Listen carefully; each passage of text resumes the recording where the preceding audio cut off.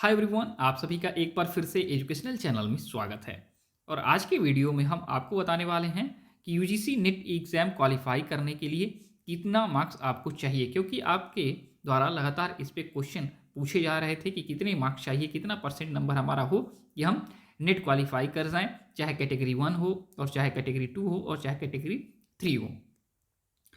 आप सभी को सबसे पहले हम बता दे रहे हैं कि नेट एग्ज़ाम क्वालिफाई करने के लिए आपका देखा जाए कोई निश्चित अंक निर्धारित नहीं किया गया है, यानी कोई निश्चित मार्क्स नहीं निर्धारित किया गया है। जैसे कि सीटेट का एग्ज़ाम जो होता है, आपके देखा जाए तो जो ये पात्रता परीक्षा होता है सीटेट के एग्ज़ाम में, उसमें 82 मार्क्स अनिवार्य होता है लाना क्वालिफाई होने के लिए जो लोग रिजर्व कैटेगरी से हैं, एंड आपका 90 मार्क्स लाना होता है मिनिमम जो लोग देखा जाए अनरिजर्व कैटेगरी में आते हैं। तो ये मार्क्स फिक्स है। अगर इससे या इससे ऊपर जो अंक यहाँ पे दिया गया है सीटेट में, अगर इससे ऊपर आप लाते हैं या इतने अंक लाते हैं तो आप एग्जाम क्वालिफाई कर जाते हैं। तो नेट में ये फार्मूला नहीं चलता है, नेट ज़्यादा एडवांस आपका होता है। यहाँ पे मार्क्स का देखा जाए इंपॉर्टेंस नहीं रहता है, यहाँ होता है आपका मेरिट, आपका कट ऑफ। यहाँ पे मेरिट के आधार पे देखा जाए आपका चयन किया जाता है। आपको बता दें, देखिए आपका नेट का एग्जाम 3 कैटेगरी के लिए आयोजित हो रहा है। कैटेगरी 1 जो सबसे टॉप का है जेआरएफ, जिसमें कि आपका फेलोशिप भी मिलता है, पीएचडी जब आप करते हैं, साथ में आपका असिस्टेंट प्रोफेसरशिप जो है ये भी आपका इसमें मिलता है फर्स्ट कैटेगरी में, और साथ में पीएचडी के एडमिशन के लिए भी आप देखा जाए एलिजिबल हो जाते हैं। ठीक है, कैटेगरी 1। कैटेगरी 2 है कि आप देखा जाए तो अगर कैटेगरी 2 क्वालिफाई करते हैं तो इसमें आप असिस्टेंट प्रोफेसर के लिए एलिजिबल होते हैं और साथ में पीएचडी के लिए एलिजिबल होते हैं। ठीक है, कैटेगरी 3 जो हुआ ये आपका देखा जाए तो केवल और केवल पीएचडी के लिए होता है, इसमें कोई भी फेलोशिप ना ही आपका असिस्टेंट प्रोफेसर का ये एलिजिबिलिटी होता है। कैटेगरी 3 ओनली पीएचडी में आपको एडमिशन के लिए ये कैटेगरी दिया जाता है। तो आपको बता दें कि आपके नेट के एग्जाम में 2 पेपर होते हैं। ठीक है, आपका पेपर 1 होता है 100 मार्क्स का, पेपर 2 होता है 200 मार्क्स का। टोटल 300 मैक्सिमम मार्क्स का ये आपका एग्जाम होता है। और इसमें अगर देखा जाए एग्जाम में आप मेरिट लिस्ट में आना चाहते हैं तो 40%, अगर आप अनरिजर्व कैटेगरी में हैं तो 40% मार्क्स लाना जरूरी होता है दोनों पेपर में, यानी पेपर 1 में 40 मार्क्स एंड पेपर 2 में 80 मार्क्स आपको मिनिमम लाने हैं, तभी जाके आप मेरिट लिस्ट में देखा जाए आप आगे बढ़ेंगे, अन्यथा आप डिस्क्वालीफाई हो जाएंगे पहले ही मेरिट लिस्ट से। ठीक है, आपका मेरिट लिस्ट में आपका नाम ही नहीं जाएगा।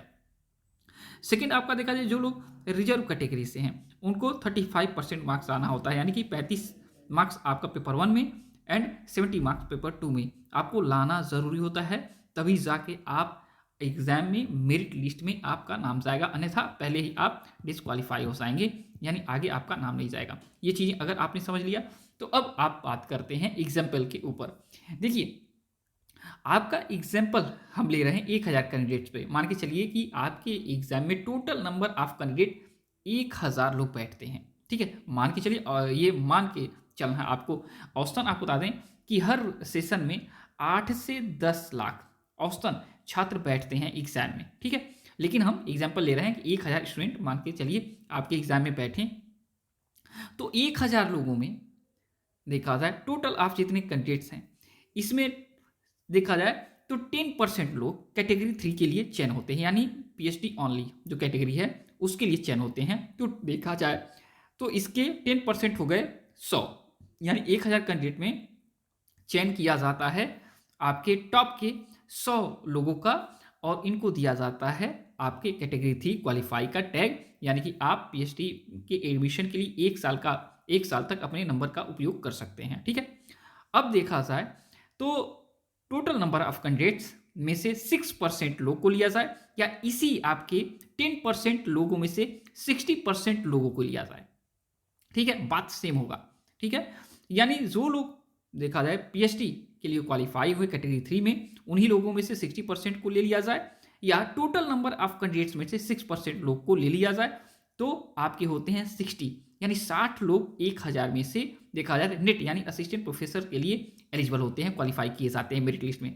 ठीक है, अब बात किया जाएगा कैटेगरी 1 के लिए। कैटेगरी 2 के लिए तो यहाँ पे हो गया कि टोटल नंबर ऑफ कैंडिडेट्स के 6% लोग टॉप के, या कैटेगरी 3 के 60% लोग यानी 60% लोग का देखा जाए कैटेगरी 2 के लिए चयन होता है, यानी असिस्टेंट प्रोफेसर के लिए एलिजिबल हो जाएंगे और पीएचडी के लिए भी एलिजिबल हो जाएंगे, दोनों यहाँ पे होता है। अब बात किया जाएगा कैटेगरी 1 यानी जेआरएफ का। तो जितने नंबर ऑफ कैंडिडेट्स आपके देखा जाए तो क्वालिफाई होते हैं कैटेगरी 2 के लिए, उसी में से देखा जाए 6% लोग का चयन किया जाता है आपके जेआरएफ के लिए यानी जूनियर रिसर्च फेलोशिप के लिए। तो औसतन देखा जाए ये आपका 3.6% यानी कि औसतन 4 कैंडिडेट आपके क्वालिफाई होंगे कैटेगरी 1 के लिए। इसी प्रकार अगर आप फार्मूला अगर लगाएंगे तो ये आपका 10,000 पे भी यही फार्मूला लगेगा, आपका देखा जाए 50,000 पे यही फार्मूला लगेगा, या देखा जाए 10 लाख पे भी यही फार्मूला लगेगा। तो कैटेगरी 1 अगर देखा जाए, बात किया जाए कैटेगरी 1 कितने परसेंट लोग चयनित होते हैं, तो जितने नंबर ऑफ कैंडिडेट्स देखा जाए नेट में क्वालिफाई होते हैं असिस्टेंट प्रोफेसर के कैटेगरी 2 में, उसके 6% लोग देखा जाए टॉप के जो होते हैं उनका जेआरएफ में चयन होता है। अगर कैटेगरी 2 की बात किया जाए तो 6% लोग टोटल नंबर ऑफ कैंडिडेट से देखा जाए टॉप के चयनित किए जाते हैं, या कहा जाए कैटेगरी 3 में जितने कैंडिडेट क्वालिफाई हैं उसके 60% लोग को देखा जाएगा तो चयनित किया जाएगा आपके कैटेगरी 2 के लिए यानी असिस्टेंट प्रोफेसर के लिए। और कैटेगरी 3 की बात किया जाए तो 10% लोग का चयन किया जाता है। पहले फार्मूला क्या था, 60% लोग देखा जाए नेट के लिए क्वालिफाई करते थे और इसी 6% लोगों में से 6% लोग जेआरएफ के लिए क्वालिफाई करते थे। लेकिन अब नियम आ गया, कैटेगरी जो थर्ड आपका एक जुड़ गया उसका देखा जाए तो 10% लोग total of number of candidate से देखा जाए तो 10% लोगों का चयन किया जाएगा। कुछ कैंडिडेट्स जितना भी बढ़े चाहे घटे परसेंटेज यही रहेगा। तो आज का फार्मूला आप अपेक्षा करते हैं आपके समझ में आ गया होगा कि यहाँ पे नंबर मायने नहीं रखते, आपका देखा मिनिमम क्वालिफाई जो मार्क्स है वही मायने रखते हैं। उसके बाद आपका 170 पे भी देखा जाए अगर मेरिट बनता है तो हो जाएगा, हो सकता है 210 पे भी आपका कट ऑफ आता है तो बन जाएगा। ये कोई भी फिक्स नंबर नहीं होता है। हाँ, बस यहाँ पे है कि फिक्स है आपके कितने प्रतिशत लोग चयनित होंगे। ओके, तो आज की वीडियो इतना ही। से जुड़ो कोई भी क्वेश्चन अगर आपको एक्स्ट्रा पूछना पूछ सकते हैं। और जब तक नेक्स्ट वीडियो नेक्स्ट अपडेट नहीं लाते हैं तब तक thanks for watching educational channel, और आप सभी का दिन बहुत बहुत शुभ।